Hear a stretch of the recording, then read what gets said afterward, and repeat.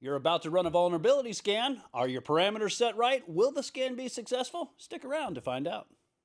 You're watching IT Pro TV.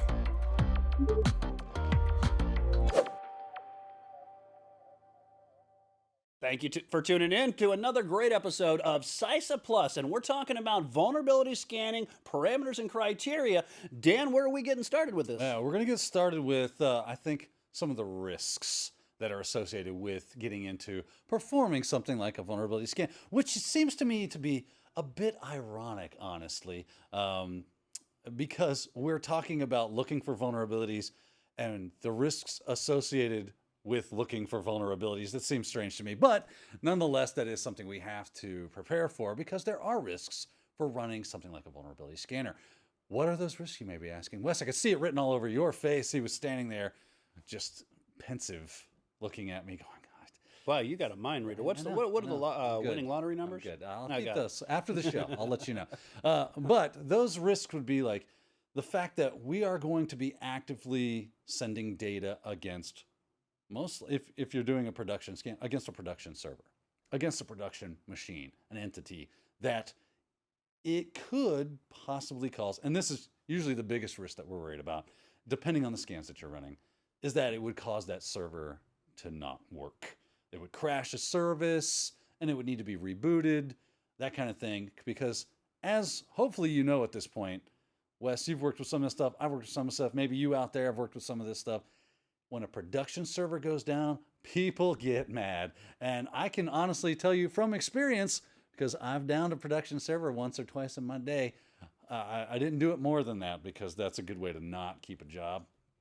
But when that did occur, there were some people that wanted to know why that happened and what are we going to do to make sure that that doesn't happen again. You know, Dan, I could see if you were a managed service provider and something goes down, first of all, you're not managing the service too well. The service isn't there and you're really not providing anything at that point. So I could see where this could cause a very bad disruption of, your monetary flow in your business. That's exactly right. And that's what we want to really avoid and look out for. And if we're an in-house team, because a lot of times this is going to come from two different sides of things. Generally, you've got maybe your in-house security specialists and analysts that might be performing vulnerability assessments. And you've got your third party, somebody that I'm hiring, contracting to come in to do this type of work. Either or, they need to be really aware of the fact that this could cause some hiccups.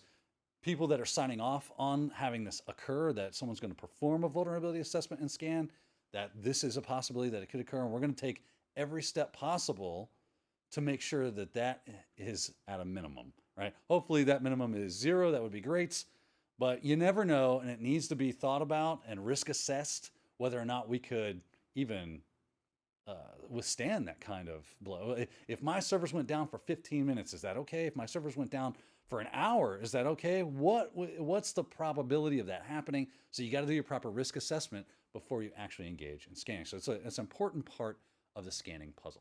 You know, Dan, one of the things that I'd like to talk about is a concept that I'm not very familiar with, and that's something known as vulnerability feeds. Now, I'm thinking RSS feed. I want to be maybe a cybersecurity analyst. I want to stay up on the the vulnerabilities that are here today. We have things like CVEs, common vulnerability and exposure ratings and stuff. Are we talking about, when we say vulnerability feeds, are we talking about something like that, like an RSS feed? Yeah, I can totally see where your mind's going with that. And in a weird way, I could say yes to that question. I could totally go, yeah, but it's not for us typically. Oh. It's for the scanner itself, right? That the scanner needs, how does it know that there was a vulnerability? What gives it that idea that I would report back, hey, I found a vulnerability? Well, that comes from its feeds, that it is picking up different known vulnerabilities from certain sources. And you need to make sure that you have that set up regardless of what type of scanner you're using, or not type, but the vendor. That's the word I'm looking for. Regardless of the vendor that you're using, they'll all have a way to update the thing so that you are always working with the latest and greatest information for that activity, right? So that's what we want to make sure that we're doing. How do we do that? Again, this is going to vary across the board. As far as vendor, everybody's going to have their own way of doing it. There's not some sort of standardized thing that says, here is how to do feed updates. Here's how to update the database of the feed, right? I'm using OpenVAS. So if I'm using OpenVAS, let's jump into the computer. Let's take a look at this real quick. I've got the appliance. Let's download the appliance. It's free to use. I know we got the horrible black bars on the sides because it's in a terminal and I can't really change the resolution easily. But you guys get the idea. And if you go into, I want to say it's either in setup or maintenance. There we go. We got feed and we have Greenbone security feed management. Greenbone is the organization. Let me see if I can. Look at me. I outthink the problem. There we go. Come on. There we go. Center that. And I'll hit enter. And I have the green. So how we configure. You want to make sure this is turned on. I know I'm rambling. Synchronization. So that it is trying to synchronize with its feed. If you have API keys or this GSF subscription key, so maybe you have a paid for subscription key for your scanner, you want to add that in here, you'll need that. And then configure how to access the Greenbone server for a feed update. You want to make sure that you do that regardless of what type or vendor scanner you're using. So that's stuff we want to look at. I'm going to go back, I think let's go back again. Under, is it maintenance? Here we go. This is the main crux of the issue. The first option here is feed. Update the Greenbone security feed for your GSM. That is the main thing I would want to do. I would hit enter on that, which would be great. It would reach out and run a background script. Now, if I wasn't running this, and maybe, because you can install OpenVAS on, if you've just got like a Linux instance going on, you wanted to use that instead of downloading their appliance, then you would just write a script that does all that stuff. And you can find that information from Greenbone, or if you're working with Nessus or Qualys or whatever, right? All that information is going to be in your documentation. Just make sure that you are familiar with it so that you can make sure that this activity is happening. Super important, because if you're not working with the latest and greatest, you're not doing your company or the company you've been contracted to the service that they've actually asked you to do. So super important piece of the puzzle right there on getting that done. You know, Dan, one of the things I realize is that, you know, if you're a help desk, right, and a call comes in and somebody's having an issue with, like, say, they can't reach a server, one of the things that's important to do is to, you know, kind of scope the problem out. Is this affecting just that person? Is it affecting multiple people? I know when we talk about things like DHCP, we talk about scope being a range of IP addresses. How does a scope apply to vulnerability scanning parameters? Yeah, this is going to be, so this is all under the rubric of we're doing management activities within vulnerability scanning as an activity, right? What are these things to do? Scoping another major player, and hence why we're calling it out, when you're performing this activity, you're engaging this activity. So as Wes was kind of alluding to, what do I want to scan? Maybe I want to scan this and not scan that. And you might be thinking, well, why wouldn't I just want to scan everything? Well, it might not be something that is pertinent to what you're trying to accomplish. Maybe it's just we don't like touching that because it's a little temperamental, and if you look at it sideways, it goes down. And remember, we were talking about risks earlier, and so maybe you do have those servers that are just mission critical, and the powers that be say, don't touch. If that thing goes down, we are in the woods, deep and lost, right? So please don't. So I'm going to make a scope that says, well, I touch everything but that. So kind of a whitelist or blacklist, however you're looking at it, of what I'm going to scan and what I'm not going to scan.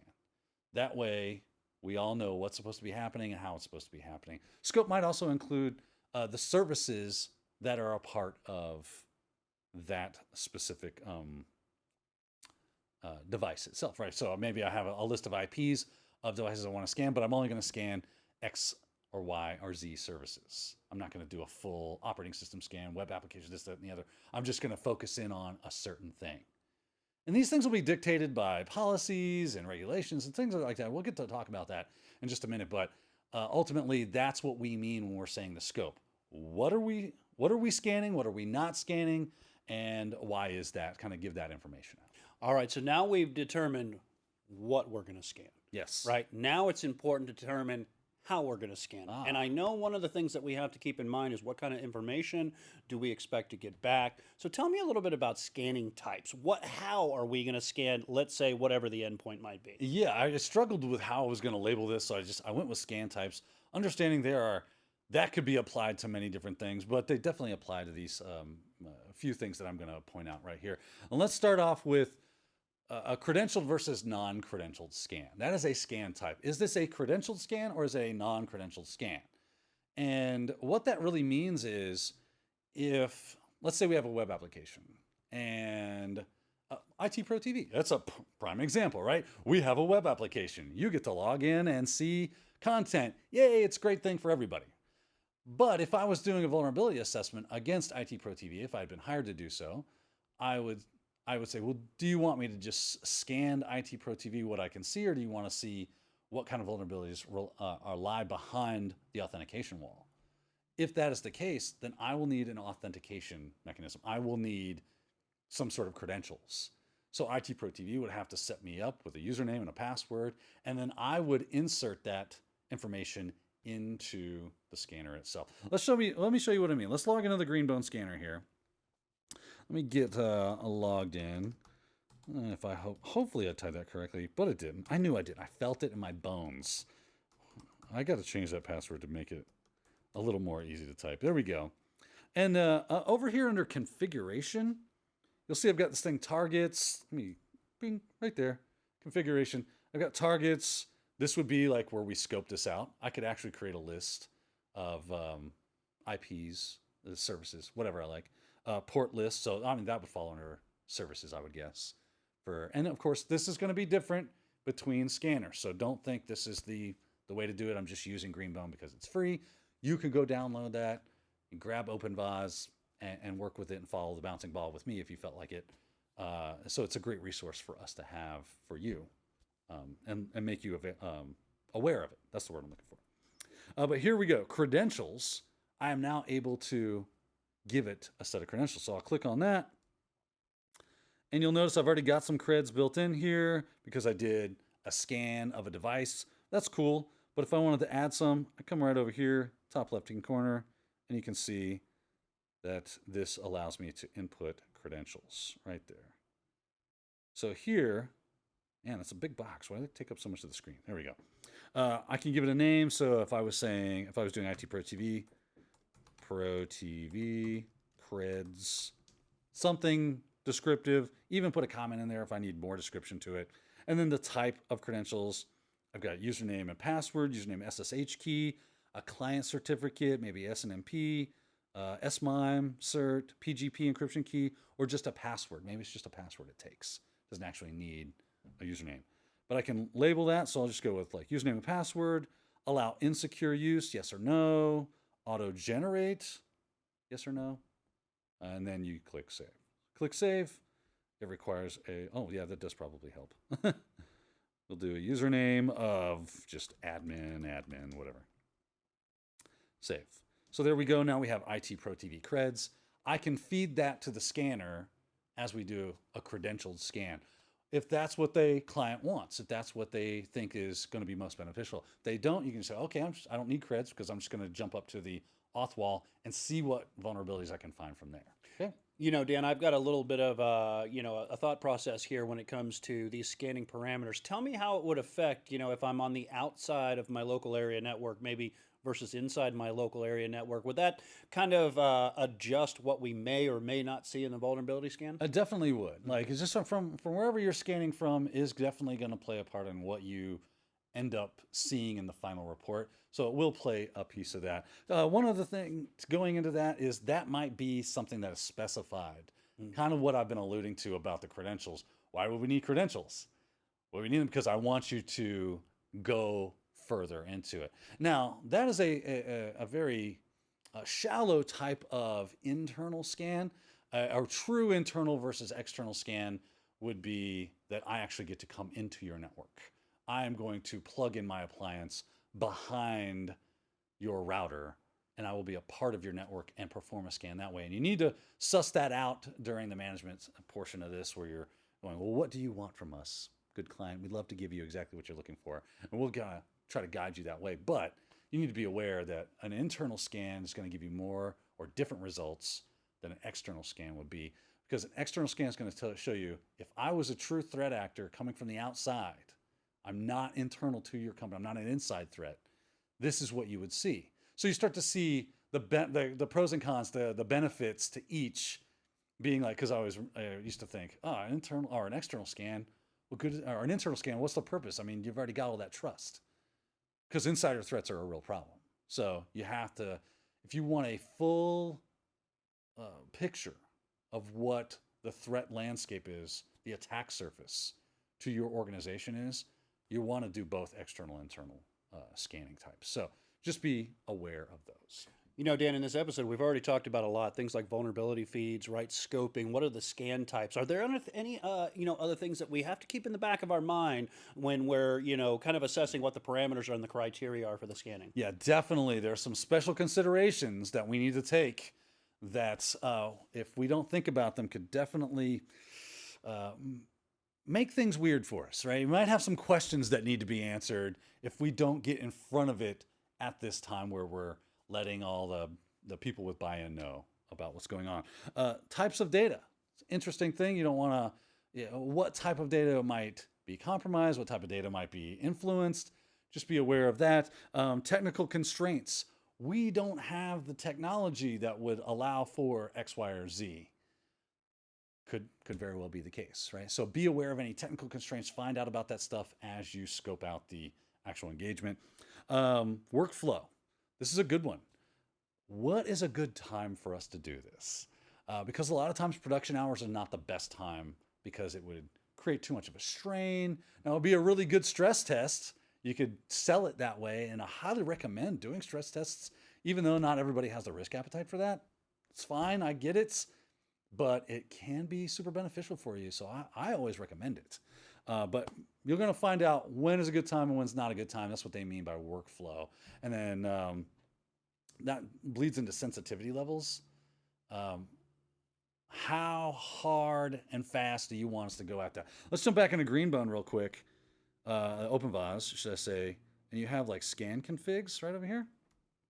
If I click on that, you're going to see the different types of scans that OpenVAS has, like discovery, right? And it's just doing a discovery scan.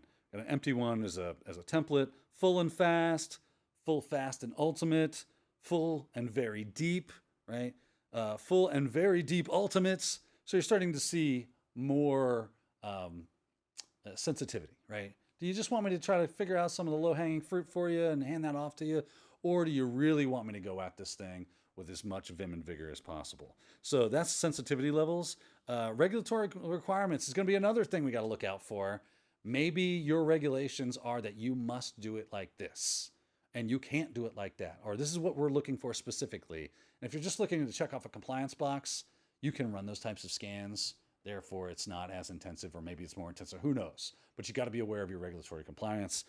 Network segmentation can also be an issue. I'm running a scan, but I'm not able to actually get to this IP, which is in scope. I don't understand what's going on. Oh, yeah, well, we've got that firewalled off from this portion of the networks. It's network segmentation. Oh, could you, route some traffic for me? That would be great, because otherwise your scans aren't going to run. Same thing with IDS, IPS, firewalls.